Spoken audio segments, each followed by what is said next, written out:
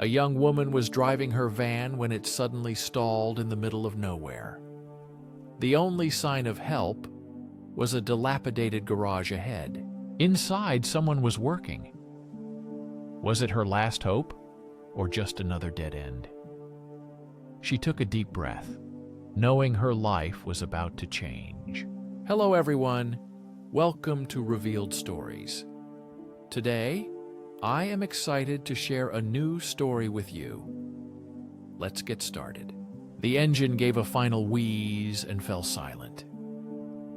Kylie leaned on the steering wheel, overcome with a familiar feeling of frustration. The old van was her lifeline. She carried landscaping tools and delivered flowers after a hard day's work. Now the van was useless, like a stone on the road. She should have listened to her father and bought a new car long ago, but his voice gradually faded in her memory. Suddenly it dawned on her. Was there a garage on this road? An old-fashioned place her practical father would have approved of. A half-forgotten sign appeared ahead. Hank's Auto Service. The building matched her memories, peeling paint and scattered parts. Dirty car parts lay haphazardly outside. It was not a fancy place with shiny floors and trendy coffee machines. Here reigned pure oil and dirt. She sighed. It wouldn't be cheap, but there was no other choice. Driving onto the gravel lot felt like stepping back in time. A huge figure emerged from the shadow of the garage. He squinted against the bright sun. The man looked older. The wrinkles on his face were deep, like the marks left by tools on his workbench. It was definitely Hank. He didn't smile, just snorted and said one word. Problem? Kylie took a deep breath, preparing for the conversation. He was not a support staff member who could be charmed. This person seemed to have bitten his nails for breakfast. My van won't start, Kylie said with difficulty, feeling like a 12-year-old again, hurt and without her father's sympathy. Hank didn't waste time on pleasantries. He quickly headed to the van with the grim determination of a doctor going into surgery. Kylie followed him, a mix of hope and fear swirling in her stomach. She never understood cars. She was interested in flowers, soil, and growth. She found herself as far away as possible from her comfort zone. Hank abruptly opened the hood, his voice making Kylie flinch and breaking her thoughts. Hank didn't look at her but impatiently pointed at the mechanism, trying to open the hood. Kylie felt her cheeks flush. This was not her element at all, and grumpy mechanics were not known for their patience. The hood rose with a plaintive creak, revealing the dusty heart of the engine. Hank leaned over, his movements precise, his hands disappearing into a tangle of wires and belts. Every sigh and curse from him made Kylie anxious. After what felt like an eternity, Hank came out with a frown and said the battery was dead. Possibly there was an energy leak, he muttered, wiping his hands on a dirty rag. Kylie's relief mixed with fear as repairing the car threatened to hit her budget. Before Kylie could ask anything, Hank had already started listing parts and amounts, her mind trying to keep up with the flow of information. The best I can do is start it, but this van has seen better days, he concluded, leaving a heavy feeling in the air. Better days, Kylie repeated in her mind, knowing that this van had very few such days in its past. The horizon loomed with the threat of rent increases, slow business, and rising bills, creating a fresh wave of irritation that threatened to overwhelm her. caused by complete exhaustion. It must have shown on her face, because Hank's next words surprised her. His rough voice softened more than before. "Not my business to ask, but you seem..." He hesitated, searching for the right word. Overwhelmed. Kylie wasn't used to being seen so clearly. Usually she hid everything behind a smile and a fighting spirit. But Hank, with sharp eyes smeared with grease, saw right through her. Suddenly, the tears she stubbornly held back threatened to burst out. "Just," she began, her voice trembling. "Everything seems..." She couldn't find the words to describe the chaos of bills, breakdowns, and disappointments. The van, that stupid van, just the last straw. To her surprise, Hank didn't look annoyed or indifferent. He just leaned on the car's fender, crossing his arms. "Sometimes it all piles up," he said, "like too much dirt in an old carburetor." He paused, a flicker of understanding in his eyes. "You can't fix everything at once, you have to..." He stopped, gathering his thoughts to help her tackle difficulties step by step. His words unexpectedly struck Kylie. Not pity or sympathy, but straightforward practicality, resonating with her stubborn nature. The weight on her shoulders felt a bit lighter. Maybe she couldn't fix everything at once, but she could repair this van step by step. Her voice grew more confident. "What to do first? What are the basics?" Hank smiled slightly and said, "First a new battery, then we'll see what else this old lady has left." A spark of hope ignited in Kylie. She smiled faintly. Everything was complicated. A broken van, a tangled life. But with Hank and her stubbornness, she could fix everything. The next 2 hours flew by in a frenzy. Under Hank's grumbling, Kylie became an amateur mechanic, holding flashlights and tools, studying the car's parts. They worked in unison.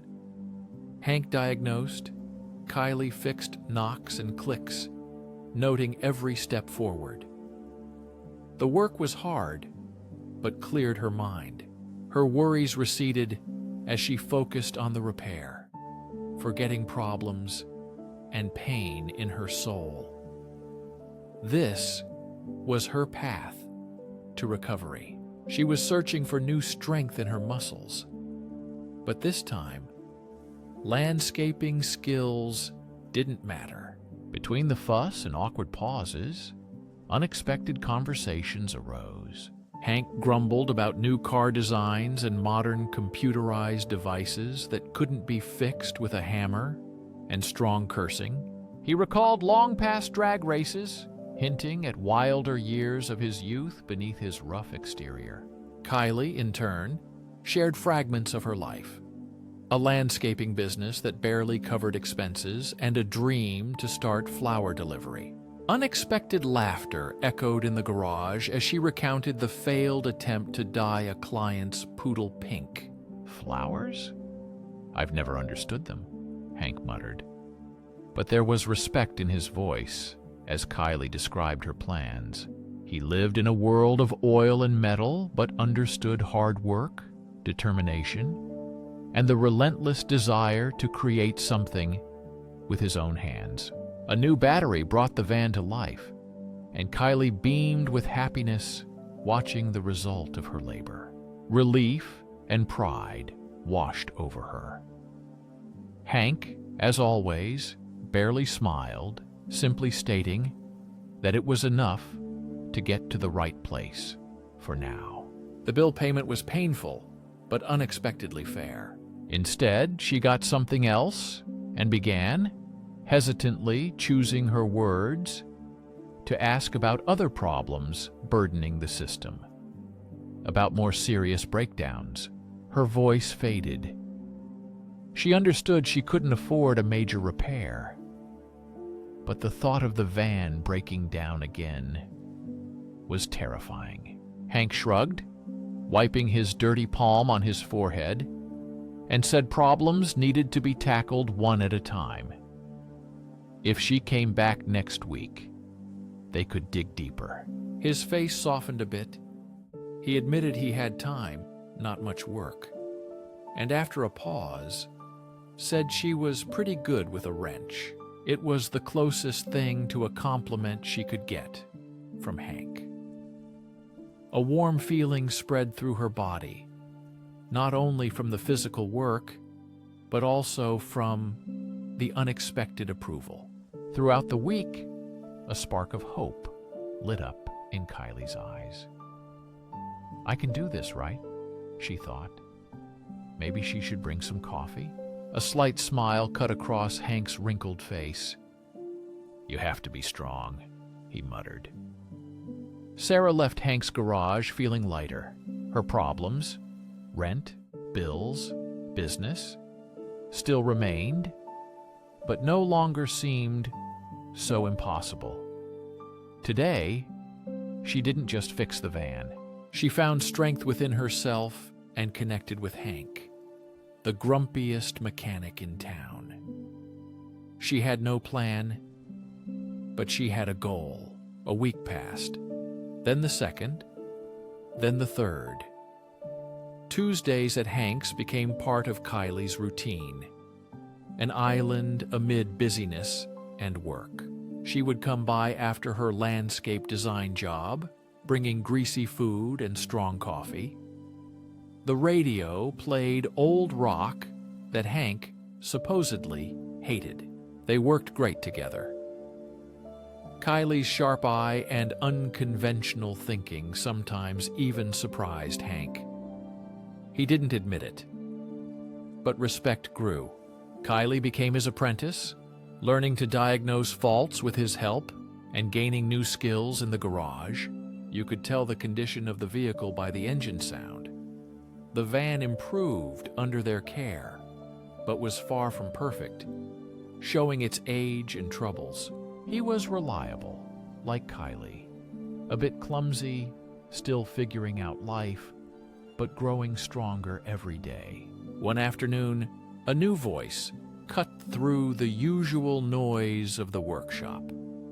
"Well, well," said the man in the expensive suit next to the shiny luxury car.